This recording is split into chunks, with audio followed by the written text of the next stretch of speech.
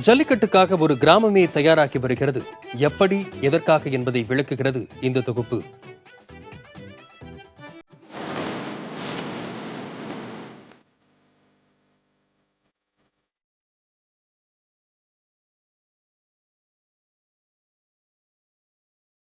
தலைமுறை தலைமுறையாக ஜல்லிக்கட்டு காளைகளை வளர்ப்பதை மரபாக கொண்டுள்ளனர் மதுரை மாவட்டம் உசிலம்பட்டி அருகே உள்ள பெருமாள் கோவில்பட்டியைச் சேர்ந்த மக்கள்.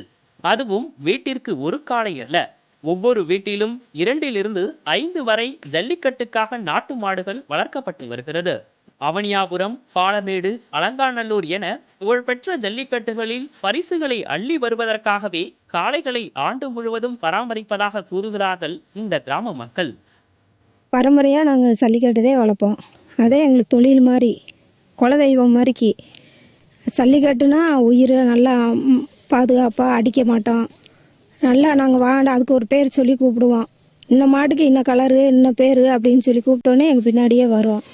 களத்தில் சீறிப்பாயும் காளைகளை கண்டு மாடுபிடி வீரர்களை பல நேரங்களில் மிரளும் நிலையில் எவ்வித அச்சமும் இன்றி ஜல்லிக்கட்டு காளைகளை பராமரிக்கிறார்கள் பெருமாள் கோவில்பட்டி கிராம பெண்கள். காளைகளுக்கு தீவனம் வைப்பது, மேய்ச்சலுக்கு கொண்டு செல்வது என அனைத்து வேலைகளிலும் ஆண்களுக்கு உறுதுணையாக உள்ளனர் இந்த பெண்கள்.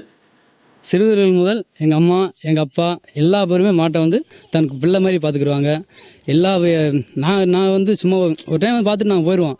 அது எங்கள் அம்மா தான் எல்லாமே பார்த்துக்கிடுவாங்க. ஒரு பிரிவினையே கிடையாது. காளைகளை வளர்ப்பதோடு களத்தில் அவற்றை அடக்கும் பயிற்சியிலும் சமீப காலமாக இந்த கிராம இளைஞர்கள் ஈடுபட்டு வருகின்றனர். அதனால் இந்த ஆண்டு பொங்கல் பண்டிகையின் போது நடைபெறும் ஜல்லிக்கட்டுக்காக பெருமாள் கோவில்பட்டி கிராமமே உற்சாகத்தோடு தயாராகி உள்ளது.